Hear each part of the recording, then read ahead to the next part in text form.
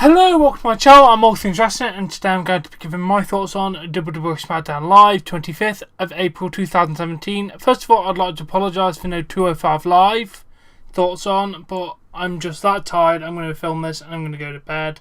I do apologise about that. We'll be back to our regularly scheduled content next week. Anyway, Renee Young is in the ring. She brings out Shinsuke Nakamura. Renee starts to ask Shinsuke a question, and Dolph Ziggler's music hit. He comes to the ring.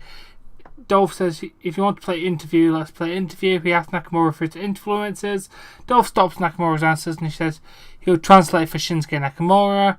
He said that his favourite is Dolph Ziggler.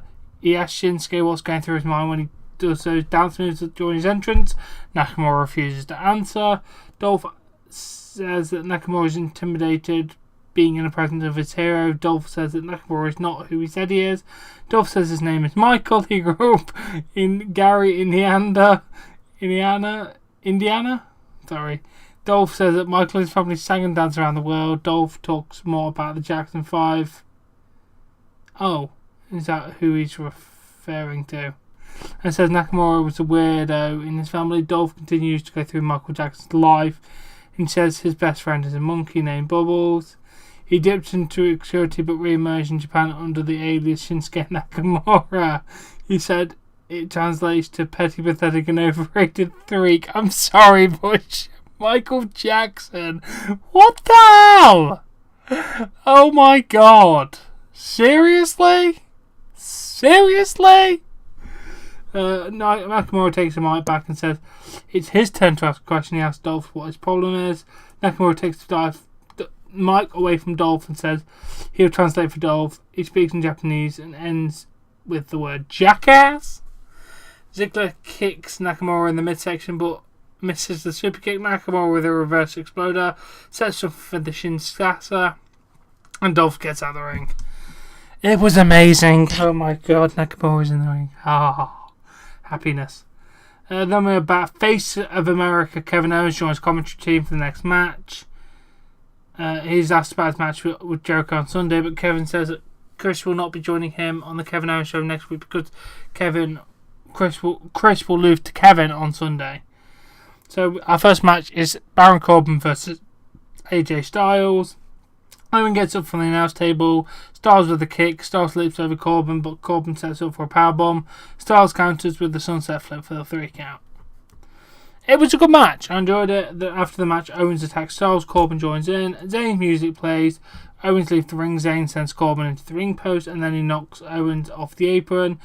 Zayn with an Aluva kick to Corbin, and then Owens hits Zayn from behind and a pop-up powerbomb on Styles.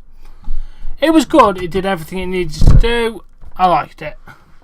Then Charlotte is in the back and she's asked about her time match tonight. Charlotte says that every superstar has blood running through their veins, but she has gold running through hers. That would be very, very bad for you if you had that happen in real life. So, just saying. She's a 4-time champion and she has a new kingdom to rule. She does not want the title. She needs it. She drives for... The drive for 5 will be complete tonight. She shows that she is the greatest superstar in WWE history. No, you're not. Alright, let's move on. Then we go to a Beat the Clock challenge. Tag team style this time. I've not seen one of these competitions in years. I've never seen a tag team one, so I'm very intrigued. We had American Alpha versus the Colognes to kick off the tournament. Primo knocks Jordan off the apron. Epico tags in, sets up for powerbomb and backstabber combination, but Jordan shoulder tackles Primo to the floor. The hit grand aptitude for the 3 count, and the time to beat is 5 minutes and 17 seconds. Sorry. Then we see a pre-taped Rusev thing. Rusev says he does not like Danny Bryan. He does not like Shane McMahon. He does not agree with his father's shake-up.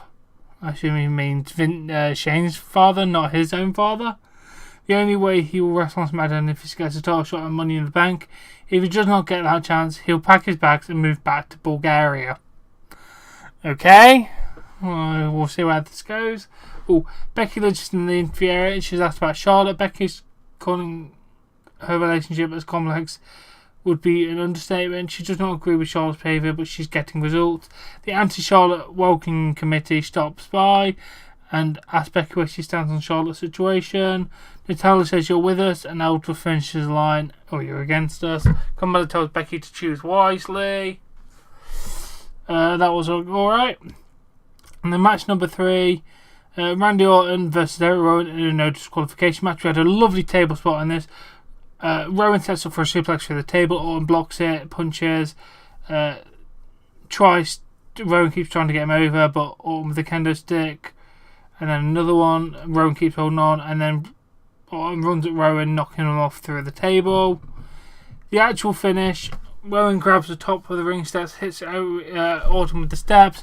Rowan grabs the chair, brings it into the ring, wedges it in the corner. Rowan tries to send Orton into the chair. Orton stops short. Rowan charges into the corner and sends it into the chair. Orton with an RKO for the 3 count. It was a fairly good match. A few weapon spots, I enjoyed it. After the match, Orton says he does not exactly know what House of Horrors match is, but on Sunday he'll find out. Bray said this match will be his purgatory. Brace could not be further from the truth. The House of Horrors match will be your eternal hell. Then Jinder Mahal's music plays. He tells Randy he does not overlook the Mahal. Something like that. You should not be worried about the House of Horror because he is a true horror. Jinder said he'll take Randy's title. He has more wealth, talent, class and culture than anyone in this arena, including you, Randy. He said Randy is like everyone else. Randy disrespects him and looks at him because he's different. Randy disrespects him because of his lack of tolerance. And Backlash, he'll take his respect. He'll take the glory of the world title back with him and his people. Jinder says he will address his people in the language of Punjabi. Then he actually does. Okay. You're from Canada. Just like to say that, Jinder Mahal. Jinder takes a shot at Orton, but Orton blocks and then sets up for the the DDT thing he does. But the Bollywood boys go after Orton, grab his legs. Mahal kicks Orton while Bollywood boys hold on to Orton. Mahal with the Cobra Clutch Slam. Mahal leaves the ring with the title belt. It was a good match, good segment. I did like that. It's going good at the minute. Let's see where Jinder goes with this, but for now, he's not doing bad. And then we see Jinder Mahal and Bollywood boys leave the arena, and Jinder still has the title while he's waving from a bloody limo. From the top of a limo, he's through the roof. So, sorry, that was a nice touch. And then we have match 4, the second match in the Beat the Clock challenge. There's only 2 in the tournament. The Ascension versus the Fashion Police. Connor says it's over, tags Victor in. They set up for the Fallen Man, but Breeze with the super kick Fandango with the Falcon Arrow for the 3 count. And they beat the time. Yes, the Fashion Police are your new number 1 contenders. That is mental. Oh, then we are back. Neville says we will learn that he's not playing when he dismantles Jack Gallagher on 205 Live. Everett will meet the same fate on Sunday. Good. Shame I'm not going to watch that because I'm going to go to bed. We see a package for the House of Horrors match, whatever it is. That looked good. And then Renee Young is with Naomi in the back. Renee asks Naomi whether Charlotte is a threat for her title. Naomi says Charlotte is a standout talent and she won last week. However, she's running her mouth and saying she's the greatest. To be the best, you have to be at the top. Naomi says she's Ally and Charlotte is the Foreman. George Foreman, if you didn't get that reference. She will prove why she is the women's champion and Charlotte will feel the glow. Then we have that match. Charlotte goes to the turnbuckle, goes for moonsault. Naomi gets a knees up. Carmella, Tamina and Natalya attack. The referee calls for the belt. It's called a no contest. They continue the attack. Naomi starts to fight back. Tamina with a super kick to Charlotte. Tamina holds on to Charlotte and Carmella with a thrust kick.